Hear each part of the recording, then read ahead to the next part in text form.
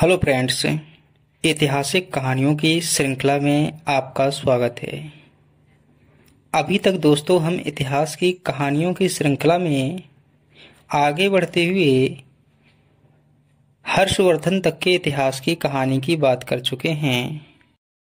आज की यह वीडियो में जो है हम थोड़ा सा पहले जाएंगे और सिकंदर के आक्रमण की कहानी की बात करेंगे। कैसे हुआ था सिकंदर का आक्रमण, कब हुआ था और भारत में उस समय क्या स्थिति थी, क्या उसके परिणाम हुए, इन बातों पर चर्चा करेंगे एक कहानी के रूप में जो आपकी भारतीय इतिहास की समझ को विकसित करेगा और आप जिससे आसानी से इनके बीच फैक्टों को भी याद कर पाएंगे। यह आपके लिए किसी भी परीक्षा जिसमें इतिहास पूछा जाता है उसके लिए महत्वपूर्ण है। साथ ही अगर भारत के आप समान नागरिक हैं तब भी आपको यह जानने के लिए जरूरी हो जाता है।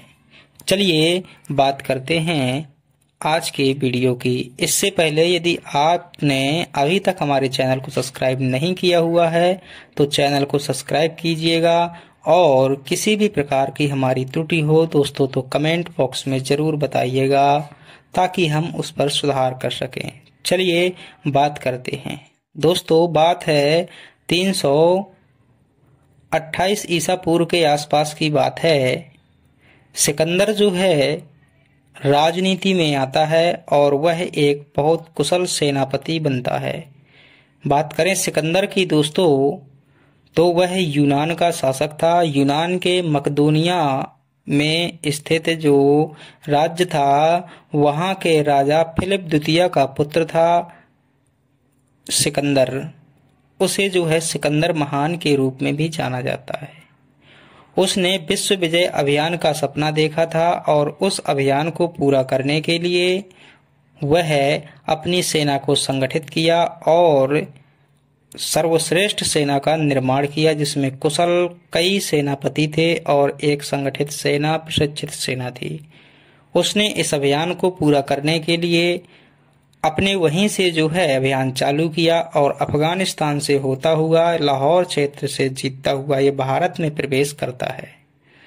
दोस्तों भारत में जैसे ही प्रवेश किया तो तक्षशिला में आया और तक्षशिला के जो राजा थे जिनका नाम था अंभी, तक्षशिला के राजा अंभी ने भारत में उनका आगमन में सहयोग किया और उनके साथ में मिल गए।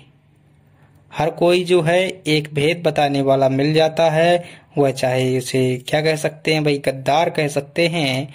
जिस प्रकार से आप समय समय पर आगे देखते रहेंगे कि ऐसे कई लोग मिल जाएंगे जो विदेशी आक्रमणों की भारत में सहयोग करेंगे, वो अपनी व्यक्तिगत बदला पूरा करने के लिए। इसी प्रकार से ही अंभी ने ऐसा कहते हैं कि बिना लड़े ही उसने आत्मसमर्पण कर दिया सिकंदर के सामने और उसका सहयोगी बन गया। दोस्तों इस समय अगर भारत की बात करें, भारत ने मगध का जो राजा है नंद वंश का शासन हुआ करता था और धनानंद इस समय शासक था। इसी समय तक्षशिला के जो प्रधानाचार्य थे जिनका नाम था कौटिल्य, वह धनानंद के पास में जाते हैं और उनसे विदेशी आक्रमण के प्रति सुरक्षा करने के लिए सहायता मांगते हैं। परंतु धनानंद इस बात को कोई ध्यान नहीं देता और अपमानित करके कौटिल्य को वहां से भेज देता है। उसके द्वारा यह कहा जाता है कि जब मेरे राज्य में आक्रमण होगा तब मैं देख लूंगा। कौटिल्य की सलाह को वह नजरअंदाज करता है।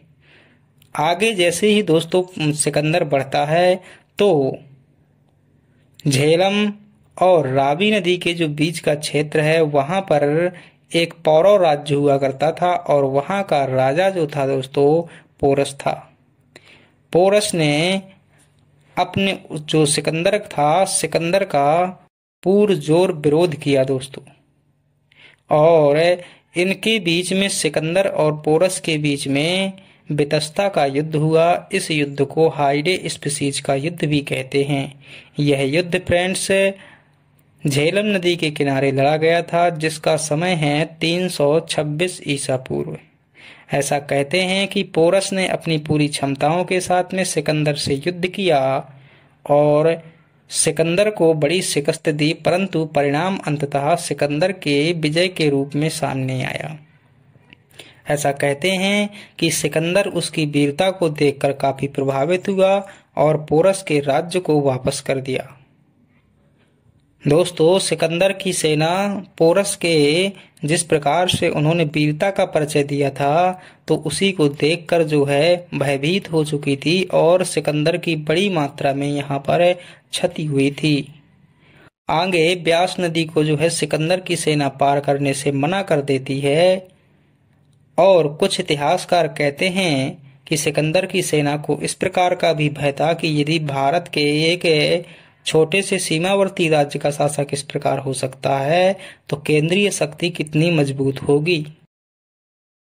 फ्रेंड्स, यहाँ से जो है आगे सेना जाने से मना कर देती है और सिकंदर यहीं से वापस लौट जाता है। अपने जीते हुए प्रांतों में अपने गवर्नर बना देता है, जिसमें से एक गवर्नर था सेल्यूकस निकेटर, जिसे 305 ईसा पूर्व में चंद्रगुप्त मौर्य द्वारा पराजित किया जाता है।